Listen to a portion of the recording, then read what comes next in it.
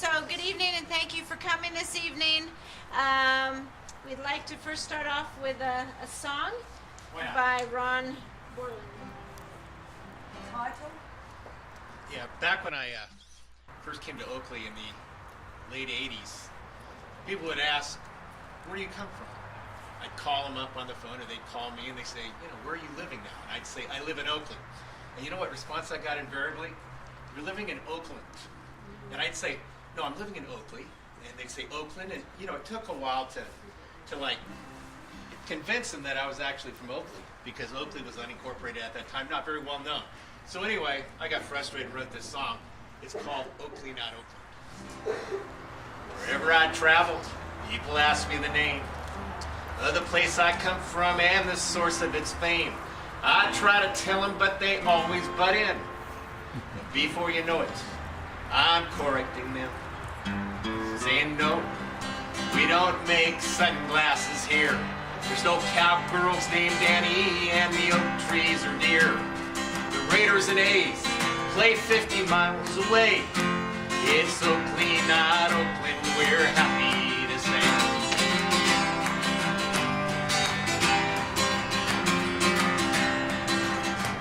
From Big Break to Cypress, to rolling to Maine, 35,000 people and more on the way.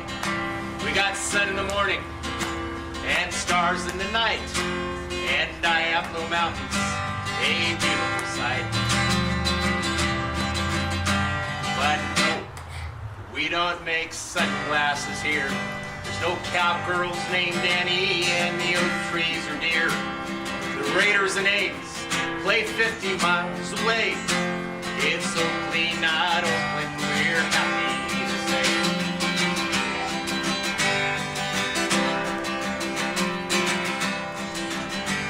Byron's got horses, Redwood's got corn, Pittsburgh's got seafood, and Knightson's got worms.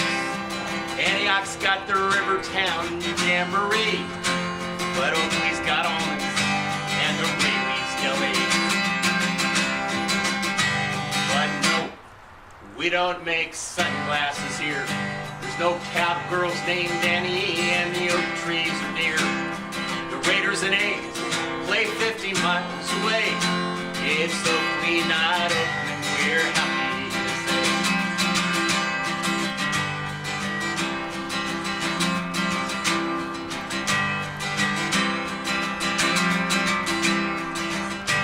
There's farmers' commutes and business folk too, and apples and burlap, but no Belarus. We got a council that only hears what it tells themselves. Maybe vote them all out in 2012. But no, we don't make sunglasses here. There's no cowgirls named Annie, and the oak trees are dear. The Raiders and A's play 50 miles away. It's Oakley, not Oakland, we're happy to say. It's Oakley, not Oakland, we're happy to say. It's Oakley, not Oakland, we're all proud to say. Hey, hey, hey, hey, hey, hey. Woo!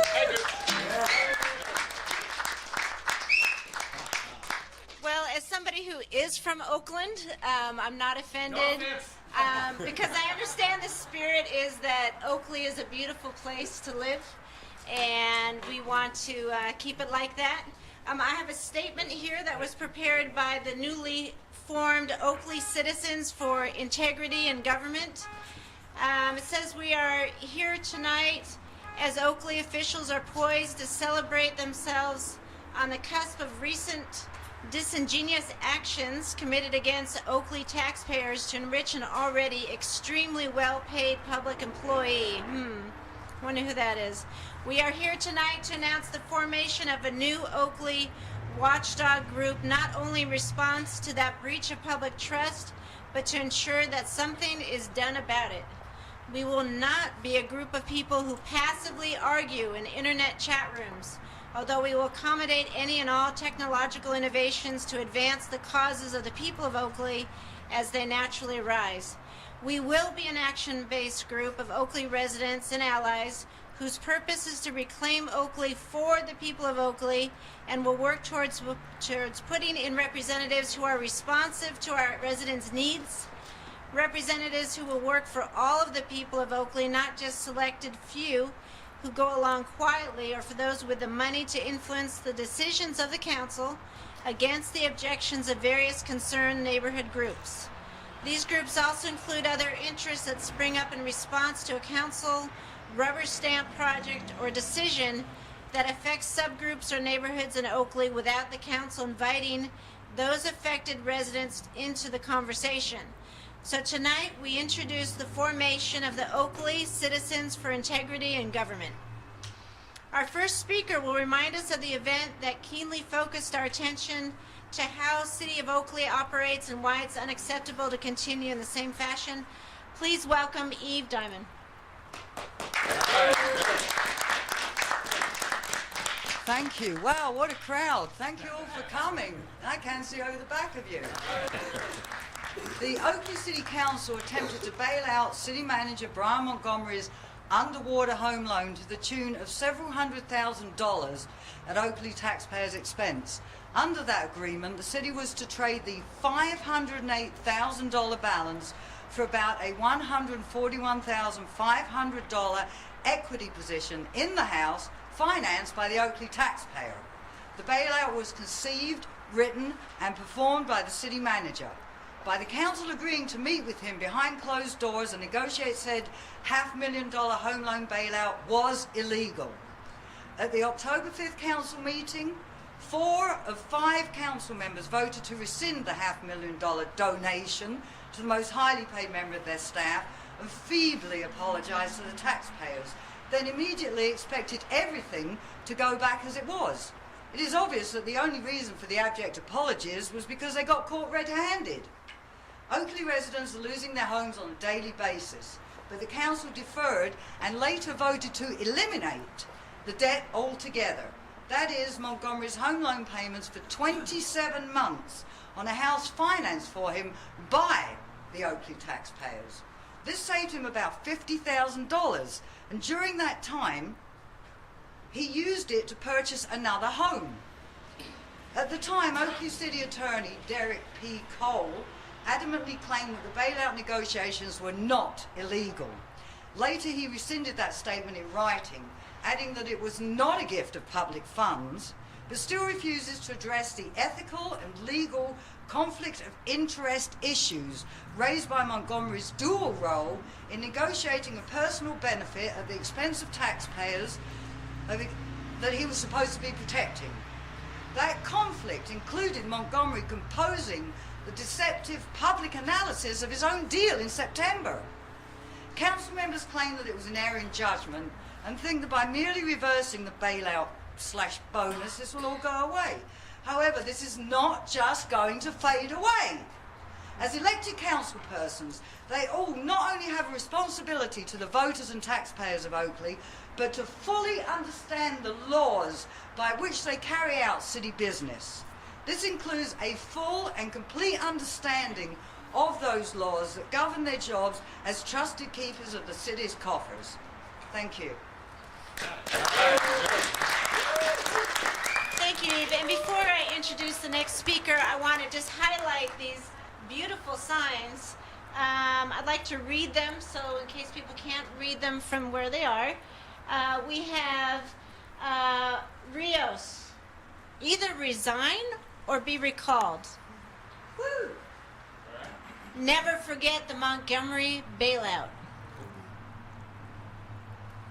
Anybody here from Ray Avenue? No? We were hoping so.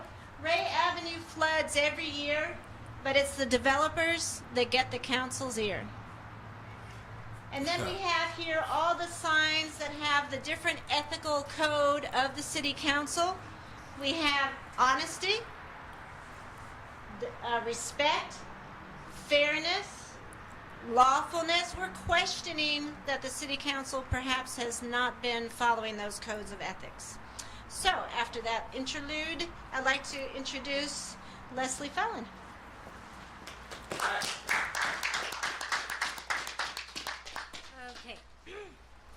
The Montgomery Mortgage bailout was such an egregious act and betrayal of public trust that this kind of conduct indicates the lack of sound judgment that is required for office. The act also portrays a lack of concern in protecting the public trust and violates the high standards of the proper conduct as written in the Code of Ethics referenced from the City of Oakley's website.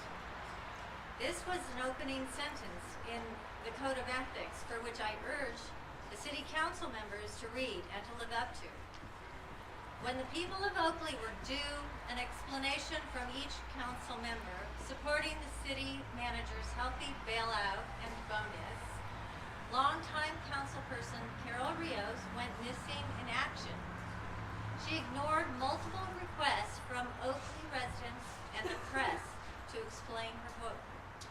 The scandal was exposed and Carol Rios missed the two heated council meetings which followed as the other council members voted to rescind the deal. They did so without any accountability of her whereabouts. The citizens deserved an explanation from her, yet there was none. To date, Carol Rios has still not given the Oakley public any evidence of remorse or explanation, though she has had plenty of time to do so. And now it is too late. Now it is time for Oakley citizens to stand for integrity in government. We find that these actions unacceptable and are tonight requesting from the City Council member Carol Rios a choice for tendering resignation or the option of facing recall from public service. Thank you.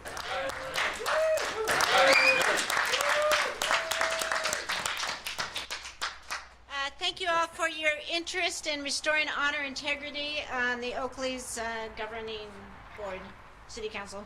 All right, thank you. All right.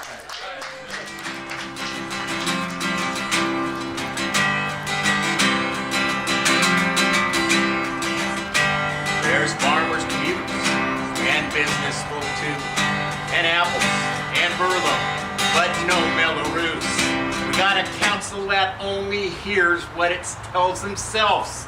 Maybe vote them all out in 2000.